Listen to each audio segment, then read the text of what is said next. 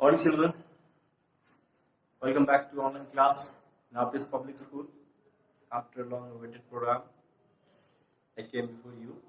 So, without wasting our time, I'm going to take a class of class 8. So, all students, listen carefully and see here class 8. Subject SST.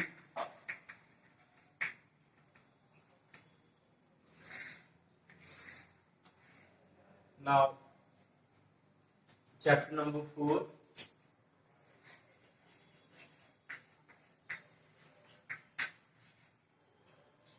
Rural life and society. Rural life and society.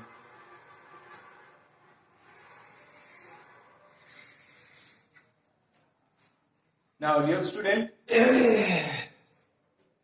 as we all know that we have already discussed so many topics regarding this chapter, like the settlement system. Whenever the East India Company has taken over the Diwani as a form of to collect the revenue from all the places where they take the Diwani, and they have started a settlement system for their taking some advantages through these kinds of a system like Ijardari system, Mahalwari system, Ryotwari system.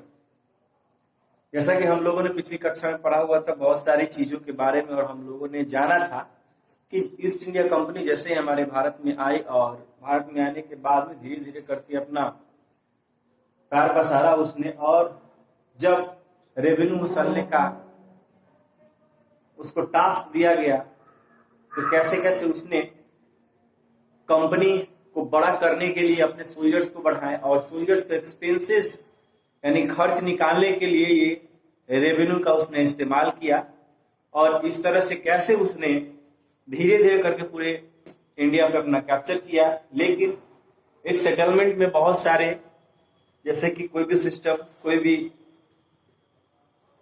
Policy जो निकलती है, policy तो formulate हो जाती है, लेकिन जब implement किया जाते हैं तो बहुत सारे एडवांटेजेस भी होते हैं और डिसएडवांटेजेस भी होते हैं.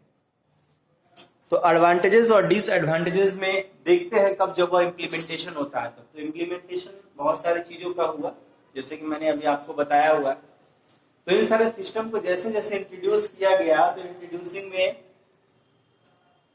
देखा गया कि क्या क्या चीजें जो है वह पीजेंटर्स को प्रभावित कर रही हैं, क्या क्या चीजें है वो जमींदार्स को एडवांटेजेस लेने पर मजबूर कर रही हैं, वो क्या क्या एडवांटेज ले रहे हैं. तो चलिए इसी चीजों को बढ़ते हुए हम आगे बढ़ते हैं कि आखिरकार ये सभी चीजें हुई तो सबसे ज्यादा घाटा जो है वो किसको आया. हाँ, तो सबसे ज्यादा लॉस्ट जो हुए, लॉस में हुए पीजेंटर्स हुए हमारे. तो चलिए आज हम लोग स्टार्ट करेंगे कि आगे ये वो है हमारा फकीर एंड सन्यासी रिवोल्ट.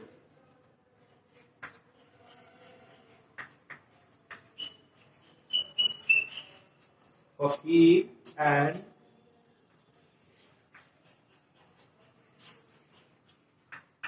सन्यासी revolt.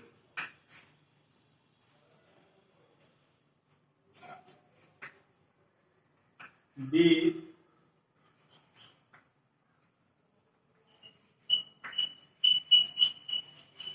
revolt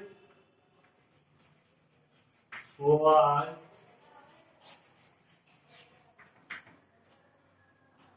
started in 1776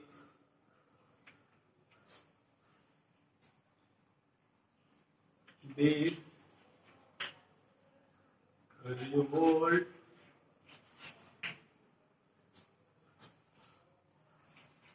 was led by Manjusha.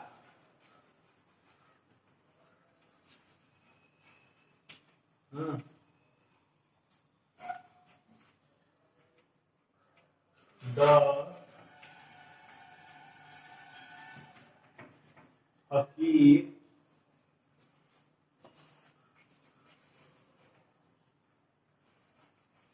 were a group of wandering Muslim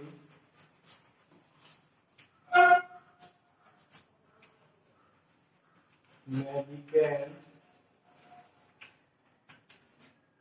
in Bengal.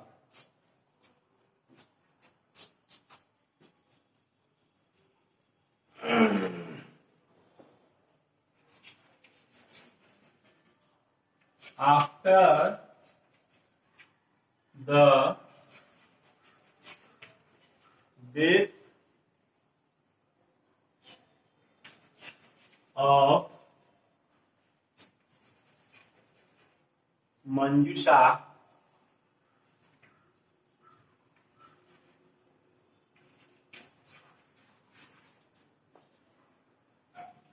Chirag Ali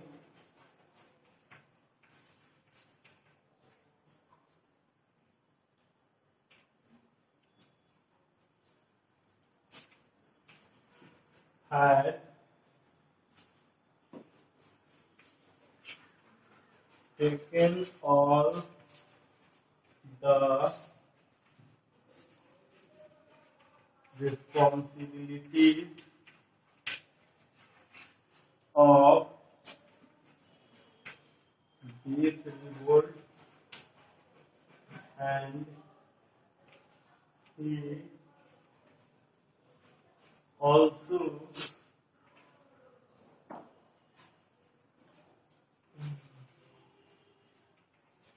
lead the revolt. Now,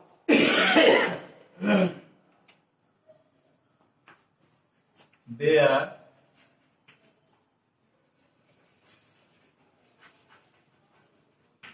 the rebellion was subjected in the beginning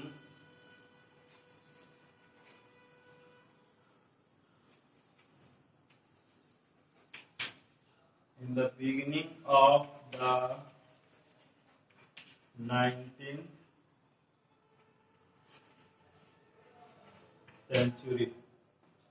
Okay, so all the students listen carefully. अभी मैं clear करने जा रहा हूं आपको फकीर विद्रोह के बारे में कि आखिरकार फकीर विद्रोह है क्या। ठीक है, तो जैसा कि मैंने आपको बताया कि फकीर और सन्यासी, तो फकीर और सन्यासी आखिरकार होते क्या। देखिए, कोई भी रिलीजन में हो, बहुत सारे ऐसे जो गरीब तबके के जो लोग होते हैं या अपने धर्म के प्रचार के लिए वो एक अलग तरह की वेशभूषा धर लेते हैं, जिससे भगवान का पूजा या अपने इष्ट देवता की पूजा पाठ किया करते हैं और एक मॉन्क की तरह अपना जीवन जो है वह व्यतीत करते हैं। वही फकीर और सन्यासी लोग कहलाते हैं, जिनको दीन दुनिया से कोई मतलब नहीं है। भिक्षाटन किए, खाना वाना बनाया खुद से, मिला तो खाया, नहीं तो भूखे पेट सो गए। इस तरह से परमात्मा के भरोसे उनका जीवन जो है वह चलता है। तो जैसे परमानेंट सेटलमेंट सिस्टम और जरदारी सिस्टम, रजतवाड़ी सिस्टम जैसे जो है चला, ठीक उसी प्रकार से ये सिस्टम भी जो फॉलो किया, तो उन्होंने एक चीज को देखा कि फकीरों पर भी अपना जो है वह दबदबा उन्होंने बनाना स्टार्ट कर दिया और उनको भी टैक्सेस लेने पर जो है वह मजबूर कर दिया गया। तो ये कैसे आखिरकार अफेक्ट हुआ? तो अफेक्ट होने का सबसे बड़ा कारण है कि ये समाज में जब अफेक्ट हुआ, यानी बंगाल में, उड़ीसा में, बिहार जैसे प्रांतों में जब बड़े बड़े जमींदारों के पास ये सभी सेटलमेंट सिस्टम जो है गया और उनको जब एडवांटेजेस मिलते थे और डिसएडवांटेजेस भी मिलते हैं, एडवांटेजेस मिलते थे तो इनके बारे न्यारे हुआ करते थे, यानी कि ये लोग जब भी जाते थे घूमने, पिलग्रिमेज, एक जगह से दूसरी स्थान अपने धर्म के प्रचार के लिए जाते थे, मंदिरों मस्जिदों के निर्माण के लिए जाते थे, तो इनको एक अच्छा रकम राजा महाराजा जमींदारों के द्वारा दिया जाता था। साथ ही जब ये अफेक्टेड होने लगा तो ये अफेक्टेशन जो है पैसे का, जैसे फेमनाइन वगैरह आता था, तो ये अफेक्टेड पूरे समाज पर भी होगा, जमींदार पर भी होगा, राजा रानी पर भी होगा, ऐसे भी होगा। तो इन लोगों पर भी इफेक्ट होता था क्योंकि उनको आमदनी उस टाइप की नहीं होती थी, तो फकीर लोगों को भी वो नजराने के तौर पर जो है वो नहीं दे पाते थे। तो इस तरह से फकीरों में भी यह प्रभाव जो है वह काफी बढ़ा और साथ ही लोगों ने भी इस चीजों को जाना कि ना समाज का हर वक्त, जैसे कि पीजेंटर जो है वैसे तो खफा था क्योंकि पीजेंटर्स को एक तरह से जमीन जो है वो ऐसी संपत्ति के रूप में हो गई थी कि जब जैसा नीड हो जब जमीन को चाहे बेच दे, ऐसा चीज हो गया था। लेकिन फकीर लोगों के पास ऐसा नहीं था, इसलिए इन चीजों को मद्देनजर देखते हुए फकीर लोगों ने भी इन चीजों को स्टार्ट किया। लेकिन जब स्टार्ट हुआ था, this revolt was started in 1777।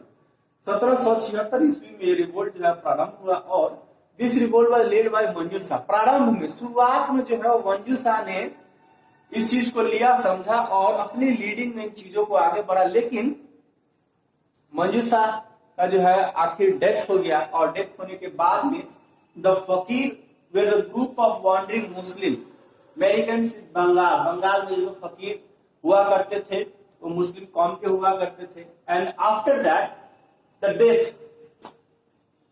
Death of Manjusha की डेथ के बाद Chirag Ali has taken the responsibility of this revolt.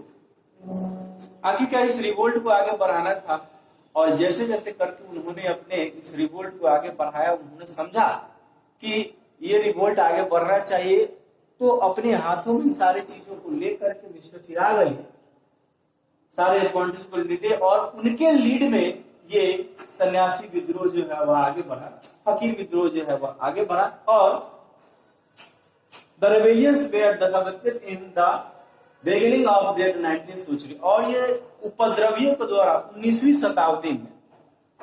शताब्दी में उपद्रवियों के द्वारा जो है वह स्टार्ट किया गया और साथ ही सन्यासियों का भी विद्रोह जो है वो यहीं से प्रारंभ हुआ।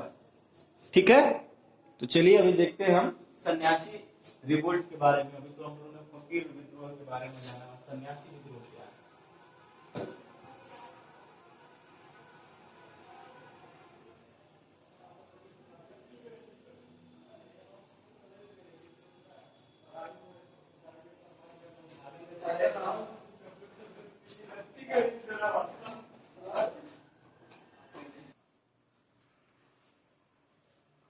Now,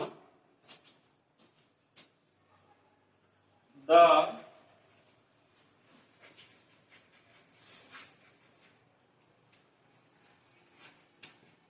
सन्यासी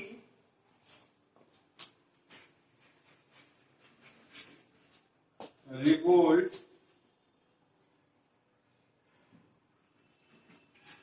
rebellions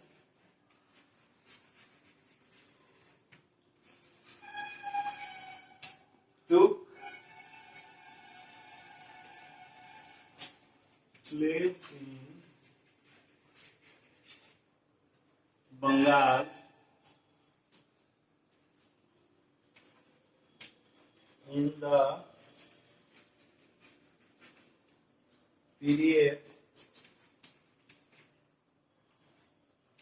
1770 to 1820. The sannyasi organized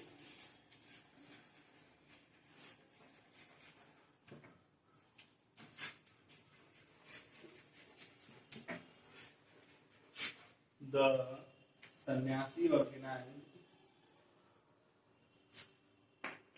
peasants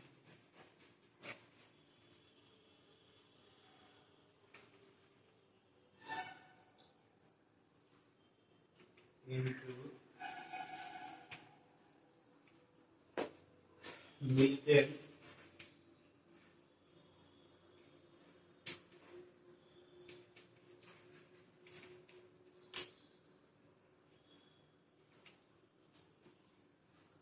group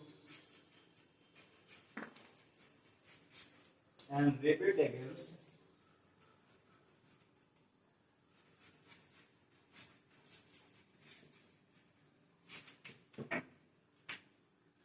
rebelled against excessive revenue.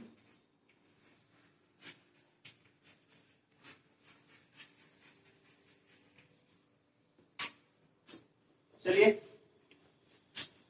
तो देखते हैं हम लोग फकीर रिवोल्ट तो हो गया, सन्यासी रिवोल्ट के बारे में देखिए। Sannyasi revolt rebel took a place in Bengal in the period of 1770 to 1820। 1770 ईस्वी से लेकर के 1820 ईस्वी के बीच में ये जो सन्यासी विद्रोह जो है वो हुआ, वो बंगाल में हुआ। और the Sannyasi organise peasants into the militant. सन्यासी जो थे वो मिलिटेंट में चेंज हो गए, यानी कि विद्रोहियों में जो है वो बदल गया। और उनका एक ग्रुप जो है वह विद्रोहियों का, ये उनका एक सब्जेक्ट था, एक मुहिम था। तो किसके विरुद्ध था? वो था रेवेन्यू जो है वो लगातार बढ़ाया जा रहा था, उसके विरुद्ध था। क्योंकि धीरे धीरे करके जो है वो कहीं ना कहीं ड्रॉट्स होते जा रहे थे, फेमिनाइन होते जा रहे थे। तो इसी ड्रॉट्स और फेमिनाइन की वजह से ये जो किया जाने वाला जो चीज था, रेबेलियंस के द्वारा रिवोल्ट किए जाने वाले चीज था, वो तो कहीं ना कहीं जो है इफेक्ट कर रहा था और वो काफी समाज पर ज्यादा बुरा प्रभाव डाल रहा था। इसलिए फकीर और सन्यासी लोग जो है वो इसी दौरान, यानी कि 19th सेंचुरी स्टार्ट होने के दौरान ही जो है ये दोनों रिवोल्ट जो है वो ऑकर हुए। और साथ ही उन दोनों का मुद्दा भी सिर्फ यही था कि लगातार जो है वह रेवेन्यू जो है वो बढ़ाया जा रहा है, और साथ ही ये भी नहीं दिखा जा रहा है कि टर्म एंड कंडीशंस कैसा है। क्योंकि मेरे बहुत पहले जो है आर्चिज के बारे में पढ़ाया जा रहा था, जहां पे एक टाइप का एक प्लेस होता है where you keep all the written records. वो रिकॉर्ड्स को भी जो है वो ठीक ढंग से नहीं रख पा रहे थे, क्योंकि इंडिया जो जिस भूभाग में है, भारत देश का भूभाग बहुत ही ज्यादा बड़ा था, और जिस क्लाइमेटिक कंडीशन में रहते हैं वह हर जगह क्लाइमेटिक कंडीशन एक जैसा नहीं है। क्योंकि इंडिया जो है वास्ट कंट्री है और एक अच्छा डाइवर्सिटी भी है। तो चीजें जो है और क्लाइमेट जो है वो एक जगह एक जैसी नहीं है, जिसका कारण जो है वो हमें देखना पड़ता है। ये सभी सारी चीजें जो हो जाती है, तो इन चीजों को रोकने के लिए, बढ़ाने के लिए, रोकने के लिए किसको? रेवेन्यू को रोकने के लिए या अपने टर्म्स एंड कंडीशन को फॉलो कराने के लिए उन्होंने एक रास्ता अख्तियार किया। वो था हमारा रिवोल्ट का, कि अगर हम लोग रिवोल्ट करेंगे तो रिवोल्ट एक तरह से नाराजगी थी जो कि ईस्ट इंडिया कंपनी के सामने जो है वो जाहिर उनको करना था। तो आज के लिए ये फकीर और सन्यासी विरोध इतना ही, और हम लोग नेक्स्ट क्लास में आएंगे नेक्स्ट टॉपिक के साथ। तब तक के लिए धन्यवाद और खुश रहिए।